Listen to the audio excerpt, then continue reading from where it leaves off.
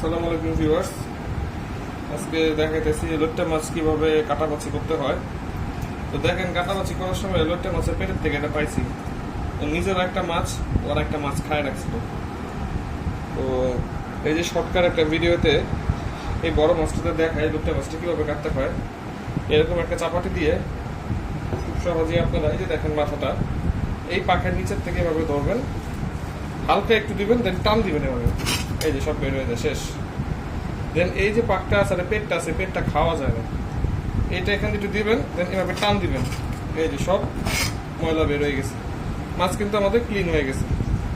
কিন্তু এই যে পাকগুলো আছে এই পাকগুলো খাওয়া যায় না, এগুলো এইভাবে পিঠের সাইডটু কেটে ফেলে দিবেন, যার যে মুখে একটা আছে না কাটা কাটা বাজে, সেটা আর কি আর বাঁচবে না। এই যে পাকের সাইডটু এগুলো আর কি একটু কিভাবে কেটে কেটে ফেলে দিবেন। এটা হচ্ছে লেজের সাইড, এটাও ফেলে দিবেন। আর এই যেখানে ছোট্ট একটা পাক আছে এই অতটুকু অংশ আপনারা কেটে ফেলে দিবেন। ক্লিয়ার, সুন্দর কমপ্লিট প্রিপেয়ার্ড লোট্টা মাছ। একটা দেখাই, এই যে একটা বড় মাছ নিয়েছি, একটু দেখো,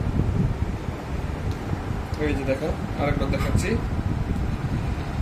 এই যে মাছটা এভাবে নিবেন, এই যে গলার পাকের নিচের থেকে একটা পোচ মেরে একটু রাখবেন, দেন টান দিবেন এভাবে, দেখছেন সব বের হয়ে গেছে। দেন আবার এই পেটের সাইডটা এভাবে ধরবেন, এই যে দুইটা পাক সহ এভাবে ধরবেন, এই যেভাবে টান দিবেন। ক্লিয়ার, লোট্টা মাছে দেখেন সমস্ত ময়লা ক্লিয়ার হয়ে গেছে। আচ্ছা, তারপরে এই যে পিঠের যে পাকটা আছে সেটা আপনারা যেভাবে ধরবেন, ধরে পিঠের পাকটাও ক্লিয়ার। নিচের এই যে এখানে পাক আছে এটাও ক্লিয়ার, লেজ ক্লিয়ার। দেন এই যে এই পাশটা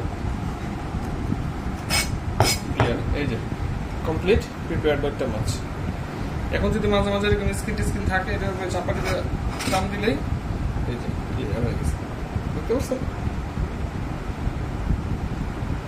থ্যাংক ইউ ভিউয়ার্স।